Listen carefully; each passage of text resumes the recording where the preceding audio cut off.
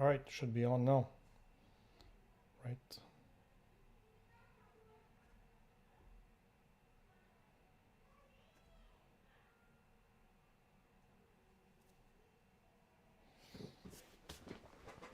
Okay. Well, whatever happens, happens. In a few days, should have a better connection, Lord willing. All right. I'm going to read to you the Hamas Covenant. Al-Mithaq in Arabic. It was put out in 1988. Now, if you want quickly what Hamas is, it's basically an offshoot of the Muslim Brotherhood. That was a movement that was started. The Muslim Brotherhood itself was started all the way back in the 20s.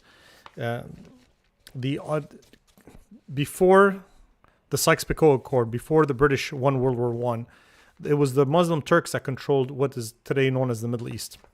You had the Ottoman Empire, what Churchill famously described as the sick man of Europe. But they're Turks, they're not Arabs, even though they're Muslims. And the Muslims were, happy. Arabs were happy to be under Muslim rule, but they were not happy to be under Turkish rule. They wanted to be under Arabic rule, especially since the Arabs are like the first class citizens of Islam. That's really how it works. Anybody that denies that hasn't read the Quran says, وَأَنزَلْنَاهُ لَكُمْ قُرْآنًا عَرَبِيًّا. We have brought it down unto you in Arabic Quran. So you can never have a translation of the Quran, only an interpretation as you move from the Arabic to any other language. So now that the British have come in, they've kind of betrayed everybody, including the Jews and the Arabs. And the Muslim Brotherhood is a movement seeking. It's a pan-Islamic movement. There was kind of two movements at the end of. Still, the voice is still cutting out. Oh man, I'm really sorry. That is frustrating. I'm very sorry. If that keeps on going, I'll keep on going for a couple of minutes, and if it keeps on going, if the voice keeps on cutting off, let me know. I'm really sorry about that. So there's two movements at the dawn of the 20th century. Now that the Arabs have been liberated from the Turkish yoke, there is a movement. There's a part of the population that is really has an Arabic outlook on things. It's an ethnic revival, so it's Arab nationalism. Yeah, RN, I hear you. I'm working on the live thing. I'm switching providers. I should get a new modem tomorrow. In the next few weeks, I'll have a much faster connection. Hopefully, it'll be better. I'm sorry about that. For some of you, the audio and the video is good, so thank God for that. Okay, so there's a strand of people that want to take this into the direction of an Arabic revival, and sometimes secular. So there's a secular kind of revival, but it's based on, it focuses on Arab awakening now that they're not under the Turkish yoke anymore. Then there's another kind of strand that is Islamic. It wants an Islamic revival. And that's originally what the Muslim Brotherhood is. I think it's all the way back like in the 1920s that thing got started.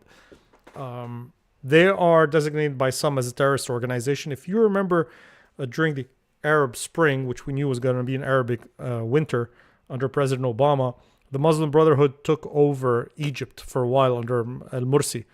And the persecution was terrible because there's elements in the Muslim Brotherhood that are pretty much extreme. And if I'm not mistaken, they are the ones who assassinated Anwar al-Sadat, who had signed the peace treaty with Israel following the Yom Kippur War of 1973. Well, so what's happening? In the 1980s, there's an offshoot of the Muslim Brotherhood, and it's Hamas. And it really does stand. Let me see if I can get that for you here. It is an acronym. Some people have said correctly. It's an acronym for Harakat al-Muqawama al-Islamiyya. Really, it should be Hamas al-Islamiyya, yeah. But there's an alif there, so Hamas. It can work. It just so happens also that acronym actually means excitement. Not zeal. It means more like excitement or keenness. That's what Hamas is. And they believe in a military solution. The way most people don't know how Gaza was created and the West Bank. So I'll do another video on this. The other one, it's going to be specifically about the geopolitical and historical context in which Islam arose. Just to remind you, there's some Muslims that argue with me. They say I misrepresent things, but where's my Quran? I read the Quran in Arabic, so I've got it here somewhere. Here, is that it? No, that's the Sirah. But that's Sirat Muhammad. how he lived. My Quran is there somewhere. So I'm trying to show you really unbiased opinion, just facts, and anybody that can challenge them is open to challenging them. I'm open to being challenged. So the way, before you have an opinion on Gaza, what's happening in Gaza and the West Bank, here's what I would say. I wouldn't even have a conversation with someone if they can't tell me how Gaza was created. I wouldn't even have a conversation with someone if they can't tell me how the West Bank was created. Because there's so many people that have opinions on this and they don't even know how those things came to be. They know how it is now, and it is framed for them as an open air prison, and they can't tell you how Gaza was started. But that's another video for another day, another study for another day. Today I want to show you what Hamas says in its constitution. They have a founding document, a covenant, which the extant edition that's the extant edition, the one that was published in 1988. God knows if there's a secret one, what it says. So I'm going to read it to you, and I'm going to put it on the screen, and I will let you be the judge. This is in their words. I mean, if I could call this video something else, I would call it in their words. Is the audio and video still good, guys? Let me know in the comments, please, when you hear this. So give me a second. I'm going to bring this up to your screen.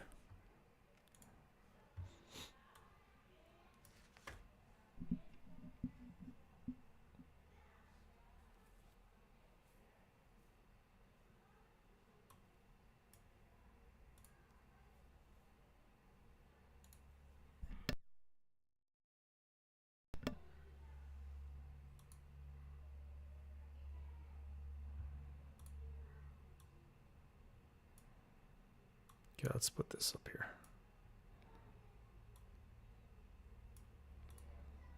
All right. Then I'll make it a little bigger. All right, good. Now, I can put it in Arabic for you, but most of you will not read that in Arabic. So this is from the Yale Law School. Hamas Covenant, 1988. I've increased the font. The Covenant of the Islamic Resistance Movement, August 18th, 1988. Bismillah ar-Rahman ar-Rahim, in the name of the most merciful Allah. And then they're going to quote a verse from the Quran, and which says, "Ye are the best nation that hath been raised up unto mankind. Antum khayru ummatin." He tells them, "Khayru ummatin, you're basically the best nation. Ye command that which is just, and ye forbid that which is unjust, and ye believe in Allah." And so that's why they're the best people. Now, there's a verse in the Quran that's Surah Al-Imran, verses 109 to 111. And they're the best nation. Now, compare that to what you know from your Bible and what God says about the Jewish people in the Bible.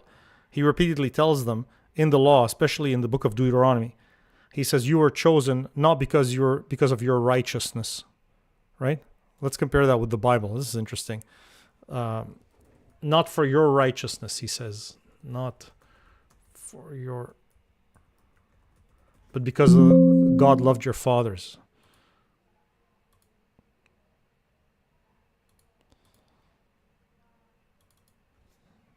Where's that? I'm pretty sure it's in Deuteronomy. Here it is, Deuteronomy chapter 9. Contrast what the Quran says with what the Bible says, what God tells the Jews. "Speak not thou," over here, "speak not thou in thine heart." Et voila. "Speak not thou in thine heart after that the Lord thy God hath cast them out from before thee, saying, For my righteousness the Lord hath brought me in to possess this land. But for the wickedness of these nations the Lord doth drive them out from before thee. Not for thy righteousness, or for the uprightness of thine heart dost thou go to possess their land, but for the wickedness of these nations the Lord thy God doth drive them out from before thee, and that he may perform the word which the Lord sware unto thy fathers, Abraham, Isaac, and Jacob." He says the same thing in Deuteronomy chapter 7. So you compare that to what the Quran says, "Ye are the best nation, antum khayru ummatin." Which one do you think comes from God? Which one do you expect comes from God? Well, here's the quote. Now they're going to quote Imam Hassan al-Banna, which is the founder of the Islamic Brotherhood. So they open up with that. They open up with a verse from the Quran, "You're the best people." And next it says, "Israel will exist and will continue to exist until Islam will obliterate it. just as it obliterated others before it. That is the opening quote. Well, the opening quote is from the Quran. The opening quote from a person is Israel must be obliterated. That is the opening quote of a person in the covenant. So there's no room here for negotiations with Israel, and they're going to go on to say something else. Here, let me scroll down to Article 1. I'll show you what Article 1. Article 1, ideological starting points. The Islamic resistance movement, the movement's program is Islam. From it draws its ideas, ways of thinking and understanding of the universe, life, and man. It resorts to it for judgment in all its conducts, and it is inspired by it for guidance of its steps. So anybody that tells me that this is not Islam, the people who say this is not real Islam, they are deluded. They don't know real Islam. Hamas is real Islam. They know exactly what they're talking about. It is a religious movement. The issue here is Islam. Actually, no. Not only that, the issue is employing Islam for geopolitical ends. They say something similar in Article 8. Let me go down to Article 8. Look at Article 8. Allah has its target. This is the slogan of the Islamic resistance movement. Remember, Islamic resistance movement is Hamas, okay? Allah has its target. The Prophet is its model, meaning Muhammad. The Quran, its constitution. Jihad is its path. And death for the sake of Allah is the loftiest of its wishes. What else do you want to know that this is Islamically inspired? Okay, so they've been pretty clear on that. Here's Article 6. The Islamic resistance movement is a distinguished Palestinian movement. I can make it a little even bigger. Voila. You should see that pretty well there. Here we go. The Islamic resistance movement is a distinguished Palestinian movement whose allegiance is to Allah and whose way of life is Islam. It strives to raise the banner of Allah over every inch of Palestine. For under the wing of Islam, followers of all religions can coexist in security and subjection, might I add, and safety where their lives, possessions, and rights are concerned. Yeah, like the right to pay the jizya to acknowledge our inferiority publicly, a special tax. In the absence of Islam, strife will be rife, oppression spreads, evil, yada, yada, yada. But you see that there? It strives to raise the banner of Allah over every inch of Palestine. So according to their founding document, they are not interested in a two-state solution. They are not interested in peaceful coexistence. They are not interested in equal rights. They're not interested in an equal economic setup or freedom or anything like that. They're interested in driving the Jews to the sea and drowning them all, every inch of Palestine. By the way, I can't stop reminding people of this. The two-state solution was already implemented 101 years ago. In 1921, Jordan is the Palestinian state. I can't say it enough. Jordan is the Palestinian state. Jordan, the country of Jordan, is the Palestinian state. There is a two-state solution. We implemented it 101 years ago. The British and the United Nations ratified it. The two-state solution has already been implemented. The two states are Israel, which is Jewish Western Palestine, and Jordan is Muslim Eastern Palestine. The two-state solution is Israel and Jordan. It has already been implemented. And, if you're upset at that, you probably don't know how Gaza and the West Bank were created. Bon, you see that? Mark that. Article 6, every inch of Palestine. So there's no room for negotiation here. Negotiation is simply a stalling tactic. Negotiation is one step on the way towards the complete eradication of the Jews. Ehud Olmert, if you remember him, was the mayor of Jerusalem at one point. I think shortly was also prime minister of Israel. He had actually even offered half of Jerusalem to a new Palestinian state.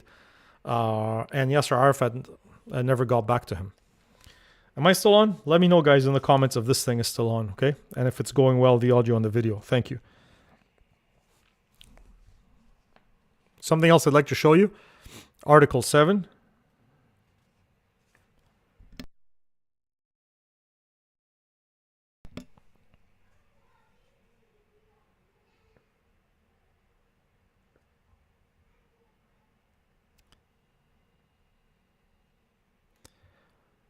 Now, they're going to they're going to quote, do you see down here? Al-Bukhari wal-Muslim.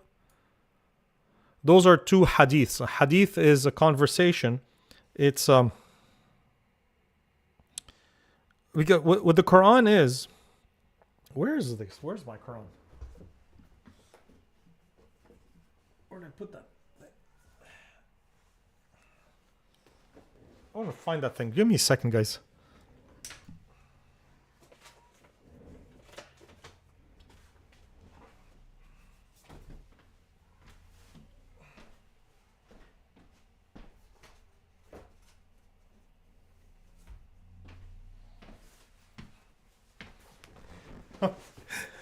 Okay, this is embarrassing. It was right in front of me. It's literally open right here.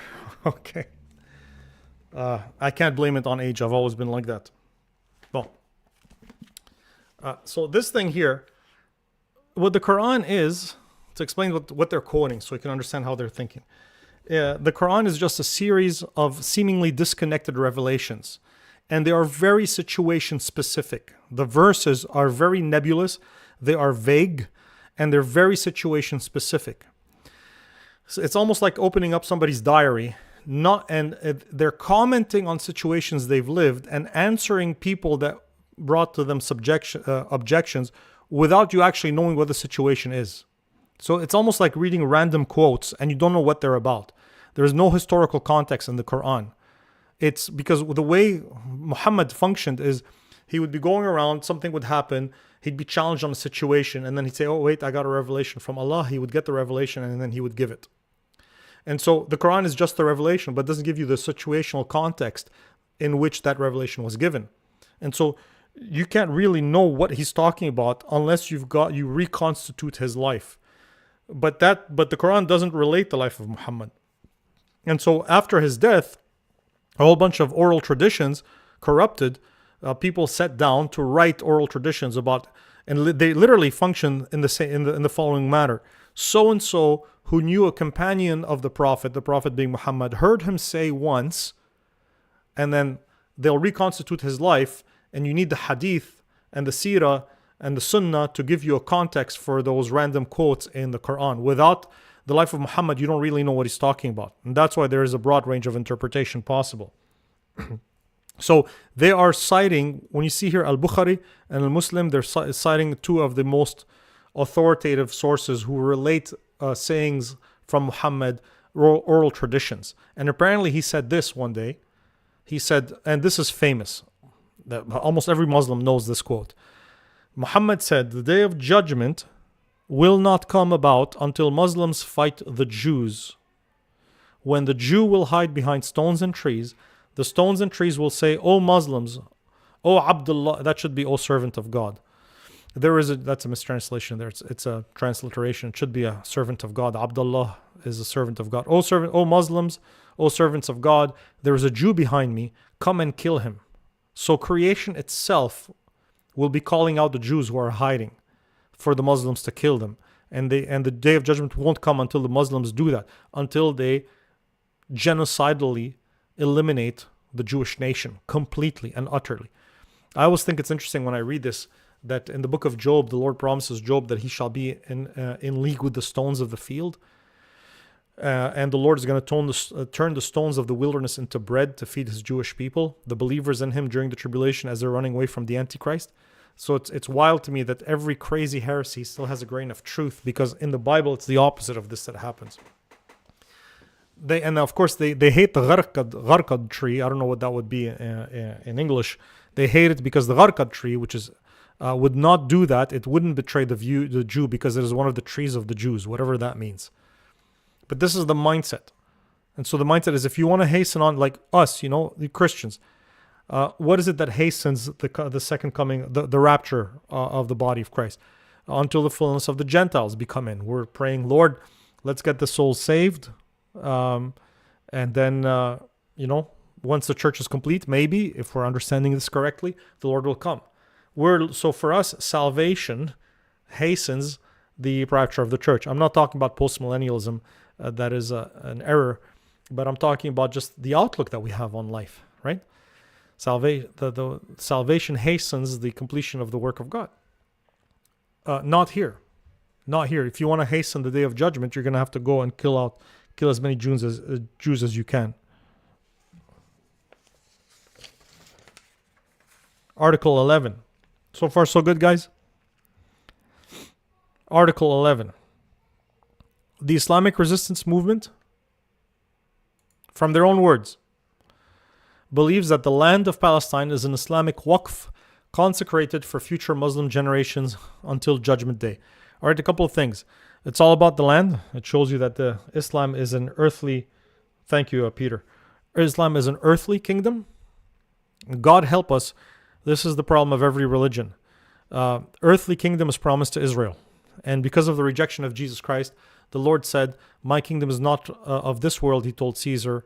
And we all quote this and we all forget the rest of the verse. He says, if my kingdom were of this world, then would my servants fight. But now is my kingdom not of this world. And so it will be when he comes back. Until then, the kingdom is given to the Gentiles.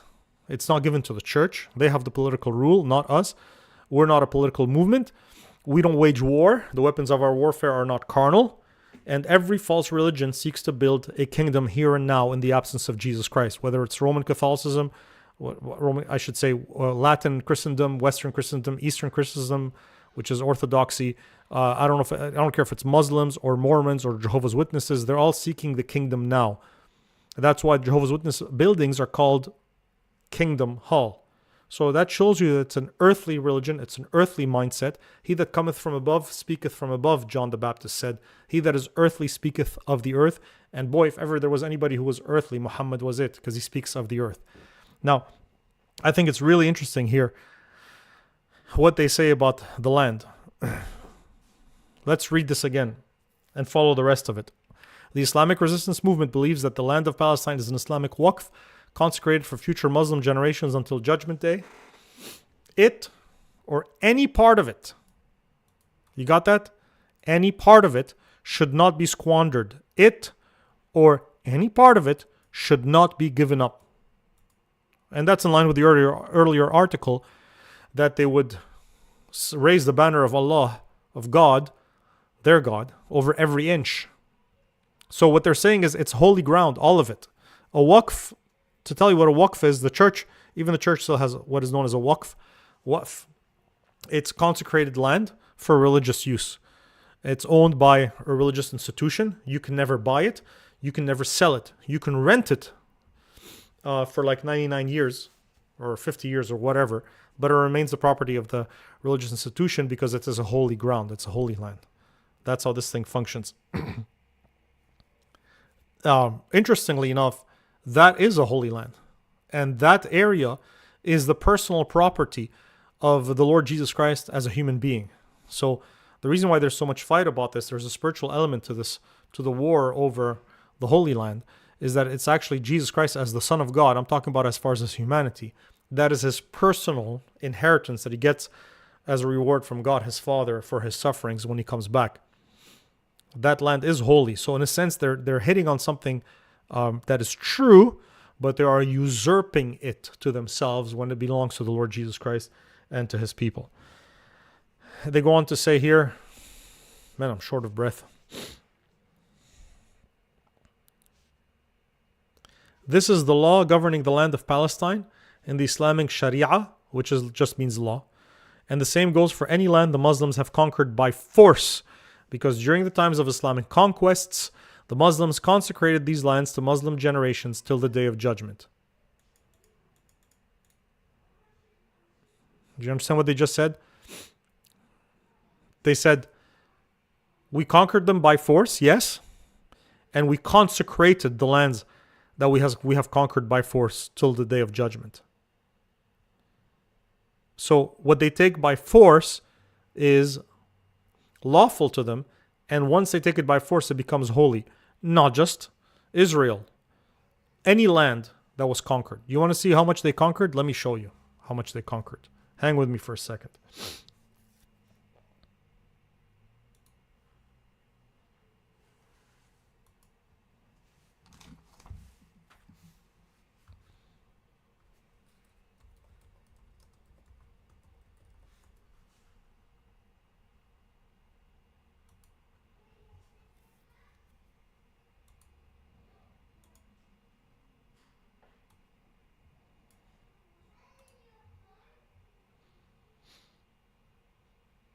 Here, do you see this, guys?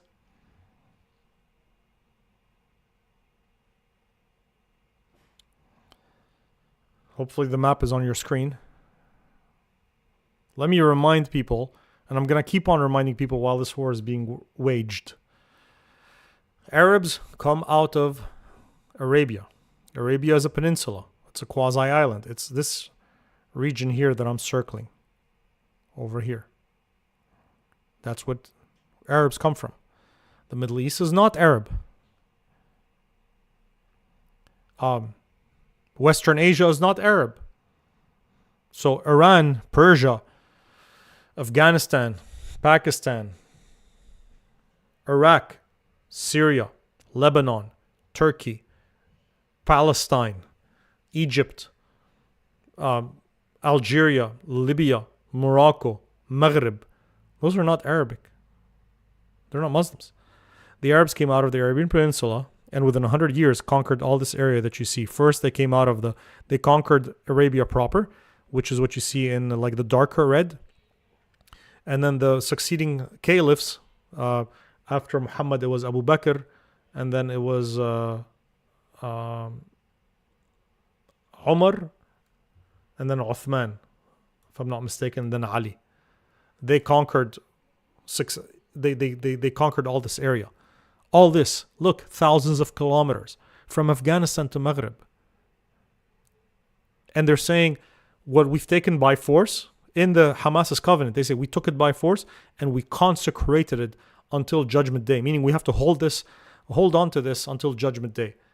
And those are the people who are crying bloody murder, because literally at the end of the 19th century, beginning of the 20th, a few thousand Jews came into Israel, because there's one Jewish state surrounded by 22 Arabic countries. That's what they're saying.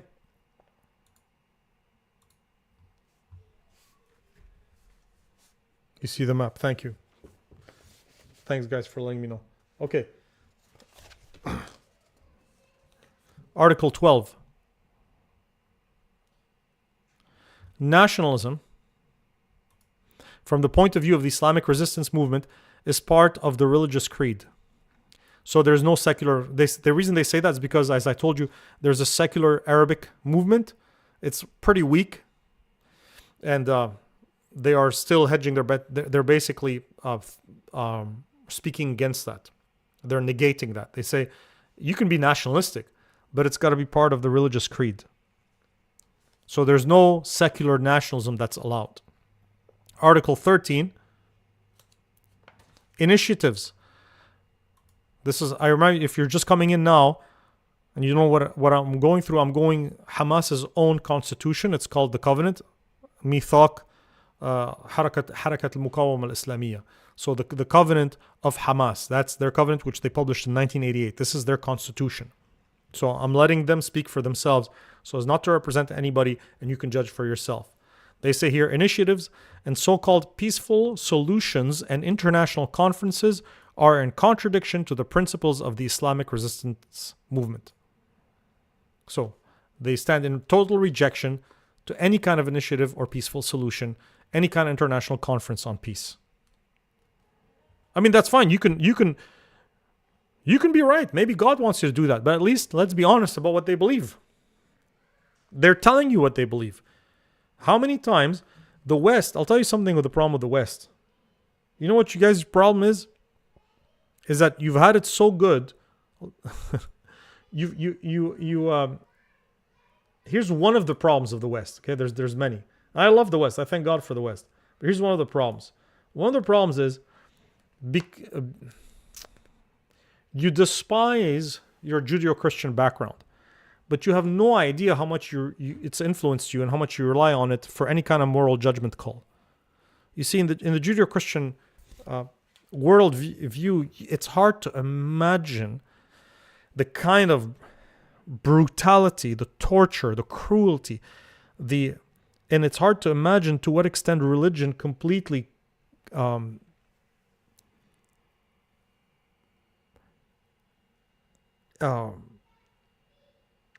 brings the mind into the totality of the human mind into captivity, and how fully and completely it alters its worldview and colors it and informs it. You just can't relate to this. And so when people like from Islam, they tell you those are religious texts and we're gonna apply them. We don't believe in peace and we want to kill all the Jews. There's something that's naive in you because of the innocence of the Judeo-Christian background. You're like, come on, like they can't really mean that, right? They're just saying this because they're driving a hard bargain for negotiations. You haven't learned yet. You've got to believe them. When they tell you we want to subjugate you all and kill all the Jews, you must believe them. I mean, they wrote a covenant and published it. What happened in Israel is going to happen to you. 9/11 was nothing, guys. 9/11, I don't care who did it, who you think you did it. That's not the point. The point is, it's nothing. In terms of how much it hurt the American people, it's nothing. You haven't tasted it yet. Wait till you taste it. The Europeans tasted it in the 12th and 13th century until Charles Martel and then his grandson Charlemagne took care of business. Boy, wait till you taste it. Then you'll wake up maybe. Then you'll wake up. All right, let me show you some other articles here. Other articles that are of interest.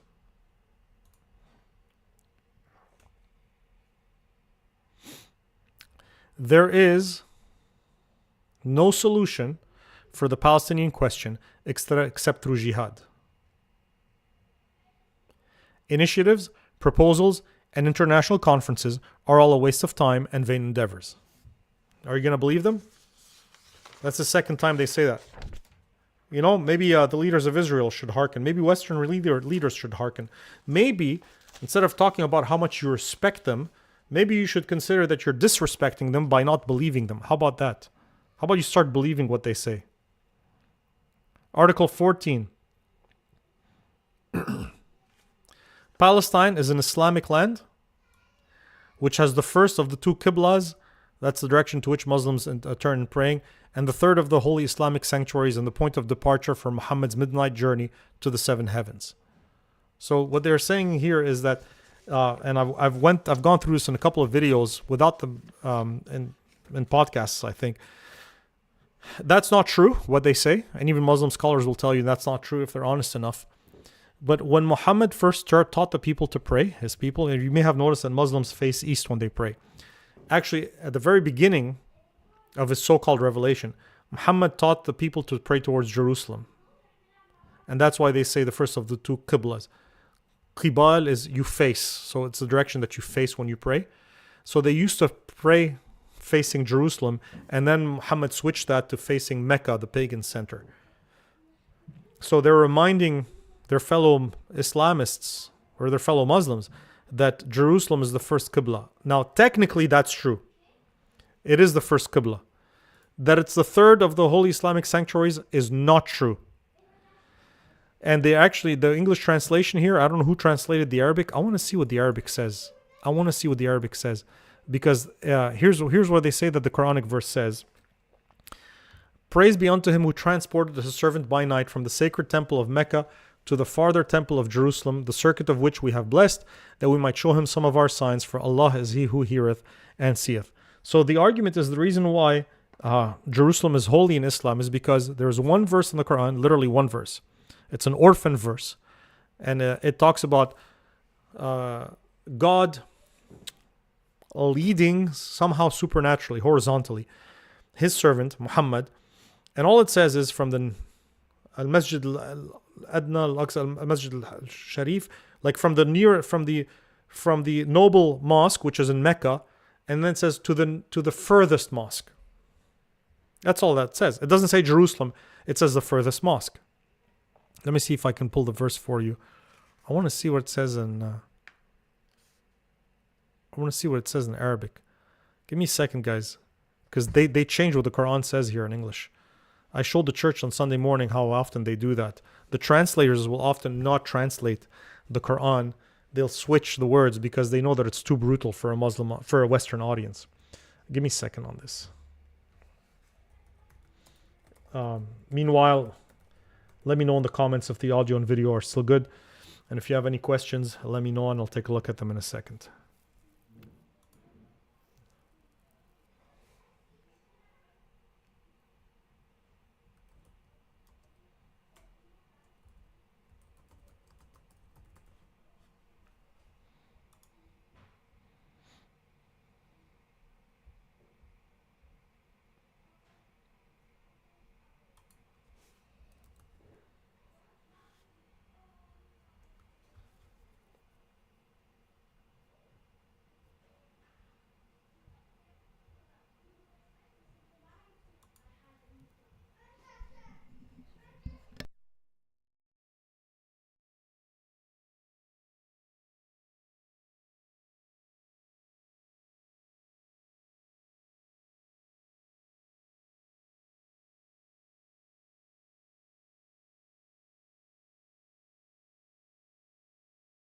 I don't know. I think I saw Amani was there.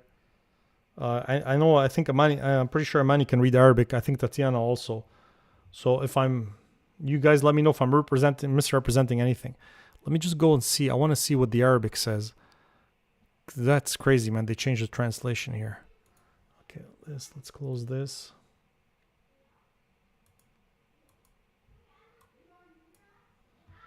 This is article. Where am I?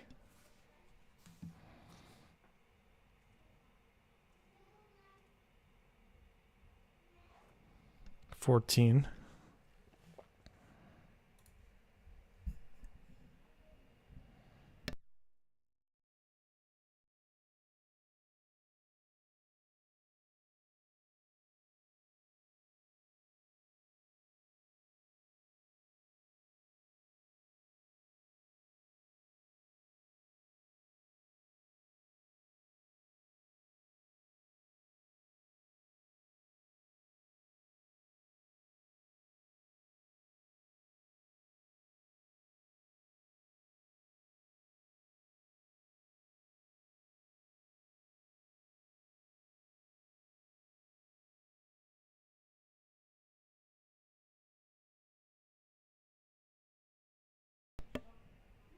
Look at that.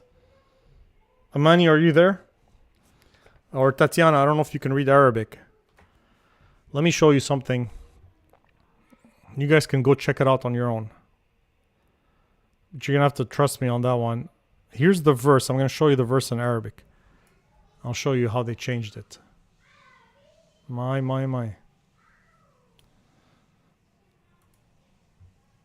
Okay. Here's the verse from the Quran. Because the idea is, so let me repeat to explain it to you a little bit. The idea is, Muhammad has this dream.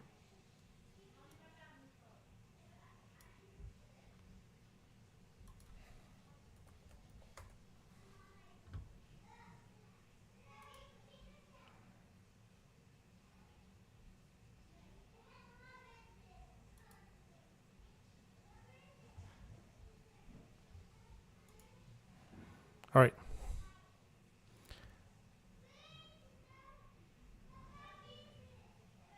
See that? Look at that. At least you'll be able to see it in English. You're going to be able to see this in English. This is what it looks like in the Quran. Subhan alladhi asra bi'abdihi laylan min al-masjid al-harami ila al-masjid al-aqsa alladhi barakna hawlahu لنريه من آياتنا إنه هو السميع البصير. So, this is the Quran.com translation. Here's the ideas. And it's an orphan verse.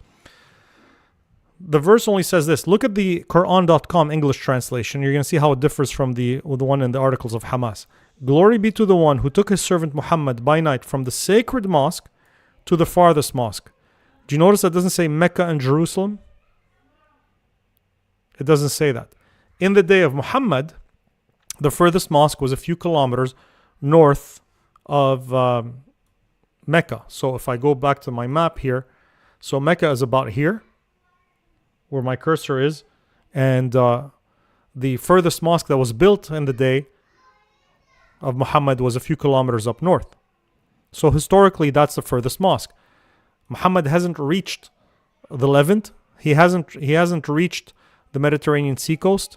The Arab conquest of the soft red area here, the beige area, would come, or the coral, whatever you want to call it, comes 160 years after his death. So in his day, this area here is a distant land. His whole life revolves around this. So he goes to Ethiopia at one point, and that's it. And that's how it was understood for the first 100 years of Islamic history, that the furthest mosque is probably the one that was just the furthest one, a few kilometers north of Mecca. But then Abd al-Malik, Al-Aqsa Mosque over here, as the Muslims conquered and got to the Levant, to the Mediterranean seacoast,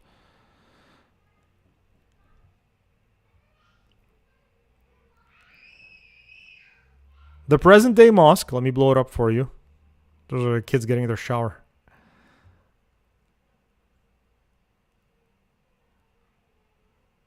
Okay, the present day mosque, I'm here, located on the south wall of the compound, which is what they're fighting for now and calling the third holiest site in Islam, was originally built by the 5th Umayyad Khalif Abd al-Malik in 685-705. Muhammad died in 632, to give you some reference point, or his successor Al-Walid I, who reigned from 705 to 715, or both, as a congregational mosque on the same axis as the Dome of the Rock, a commemorative Islamic monument. So they only reached there after death, 60 years after the death of Muhammad, and they build a mosque there. And the people who are ruling there realize that we need to render this place a power center, a religious power center. But all the Muslims are going to do their pilgrimage in Mecca. So they basically tell their people, they say, hey, you know that verse in the Quran over here about Muhammad going from Al-Masjid al-Haram, which is the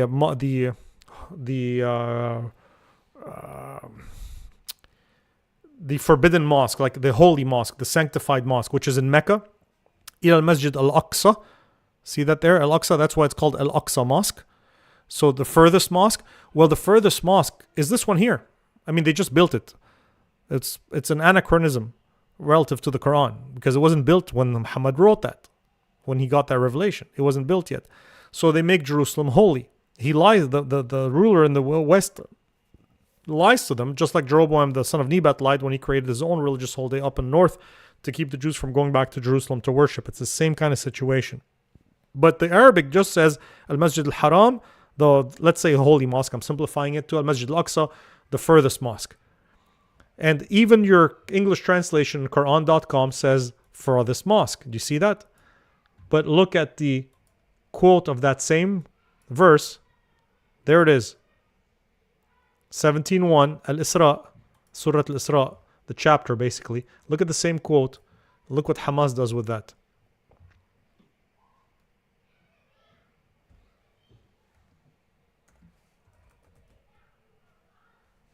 Praise be unto him who transported his servant by night from the sacred temple of Mecca.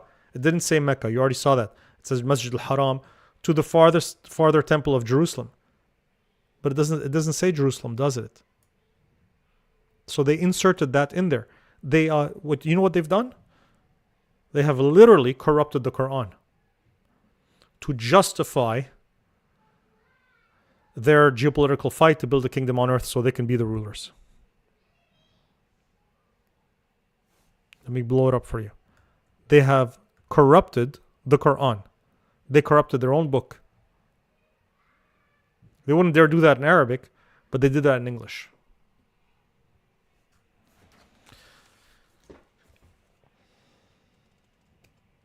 How are we doing so far?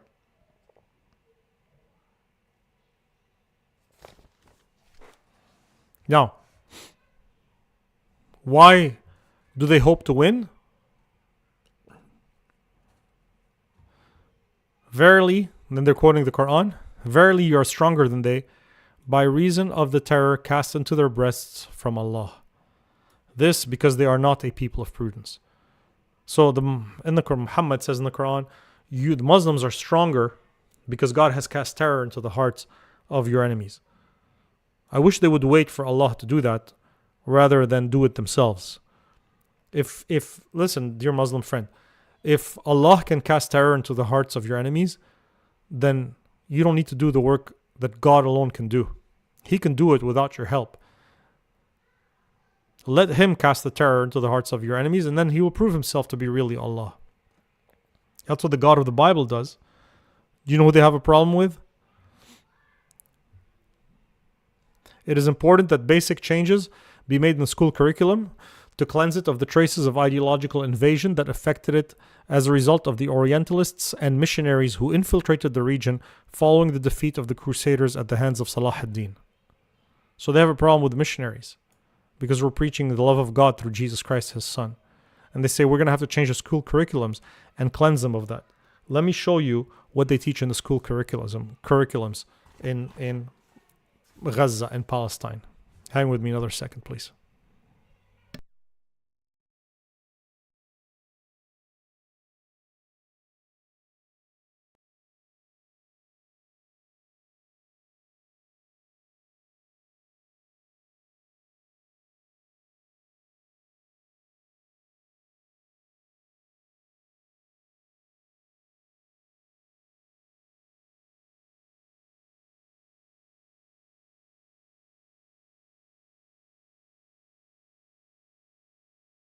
If we seek peace between Palestinians and Israelis, we must educate our children. Palestinian child, my toys are the rock and the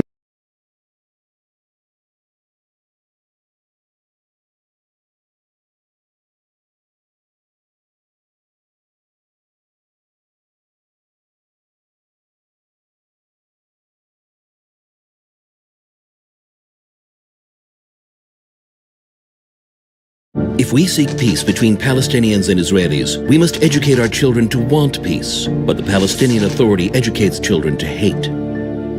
I am the Palestinian child, my toys are the rock and the rifle. My friend, do you know what the 48 lands are? Haifa, Jaffa, Acre. Correct, and Nazareth, and many more cities in these lands. The 48 lands are all ours and will return to us, right? The official Palestinian Authority schools, the media, and mosques preach to kill Israelis just because they're Jews. And children emulate the murderous videos online. Take along a rock and knife. Stab and strike in Hebron. Do not consent to the rule of the despicable. This incitement comes directly from the Palestinian leadership. We welcome every drop of blood spilled in Jerusalem. These attacks are individual acts of heroism, and I am proud of them. The result of this incitement is hundreds of terror attacks in the past few months. Dozens of Israelis were murdered in those terror attacks. About half of the terrorists are under the age of 18. This incitement fuels terror and prevents peace. ايش بتقولي لشباب الضفة؟